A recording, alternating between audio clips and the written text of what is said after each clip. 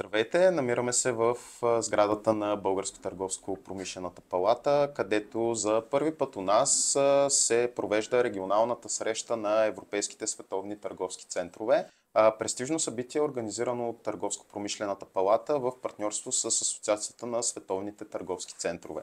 В рамките на 2 дни, 16 и 17 юни, българската столица се превръща в своеобразна сцена за интерактивни семинари, панелни дискусии и бизнес срещи, посветени на теми като инвестиции, недвижими имоти, ролята на изкуствения интелект и бъдещето на европейската икономика.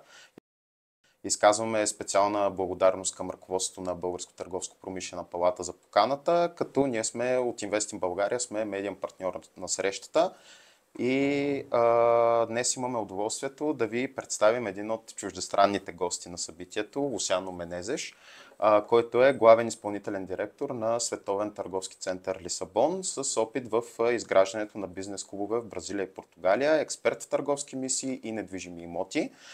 Интервюто ще се проведе на английски язик, а за удобство на нашата аудитория ще осигурим и субтитри на български. So, hello, Mr. Menezes, nice to meet you. Thank you. In Brazil and Portugal, business clubs often act as catalysts for trade missions. In the Bulgarian context, how would you design a club that doesn't just connect businesses but actually drives deals? Good question. Thank you for having You're me welcome. here You're welcome. and hosting this very good event at the World Trade Center Sofia. Pleasure is ours. Good. To talk about business club and how we can deliver this, it's very important to understand the environmental in Brazil, Portugal, and Bulgaria. Of course, Brazil is one big country, 220 million people. Portugal, 10 million people, and Bulgaria, 6 to 7 million people. Yeah. So, and most of the countries, Brazil is much more a local business because it's a big country. It's like almost a continent. Portugal, 50% of the GDP is to export. And as far as I know, Bulgaria, 70% of the GDP is to export.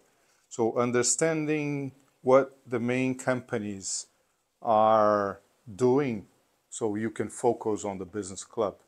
For example, Brazilians, most of Brazilians don't, small and medium enterprises, they don't export. So looking at the environmental, local environmental, and think how those companies can be a member of the business club locally.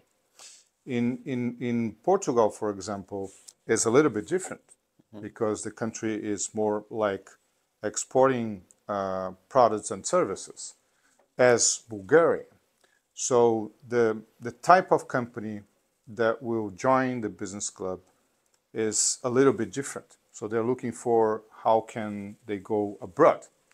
So the main saying that the main reasons for joining the club is not only to be local but also to be outside, to make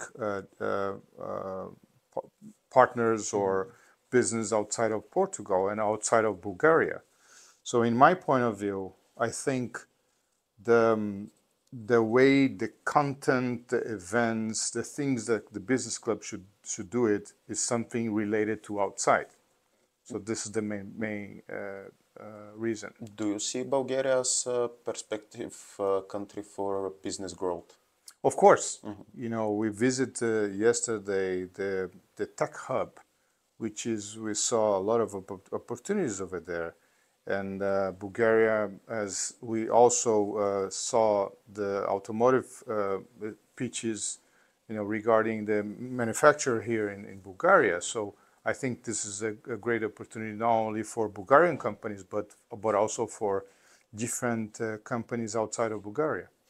Oh, so Lisbon has positioned itself as a modern yet accessible business hub in Europe. What mistakes should Bulgaria avoid if it aims to build a similar reputation like the Portuguese capital? I think Lisboa and also Portugal has a very great move to receive one big event in terms of technology, the big event called Web Summit. And this event is in November and receive around 70 to 8,000 people.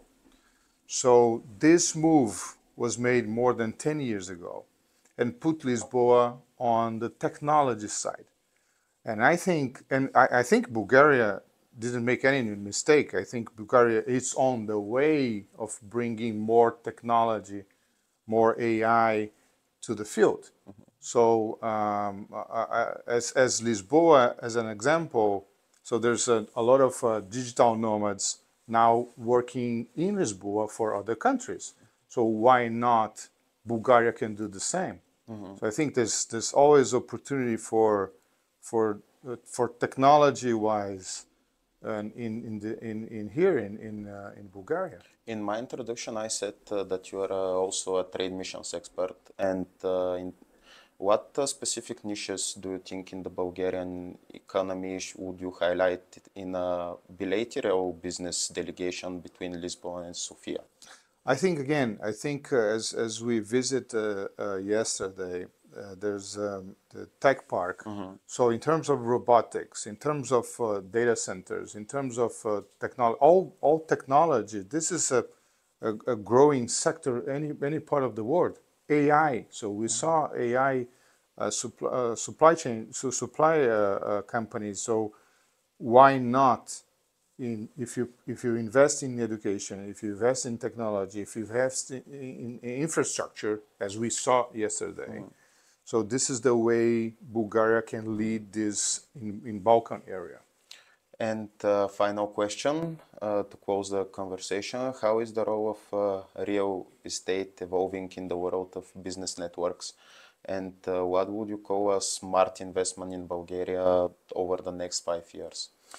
Again, I think as we saw in the last 2 days, real estate it's a growing process. So we pass to the many new buildings in the beginning of the mountain, and also, as far as I know, the price of square meters for residential and office, there's a room to grow.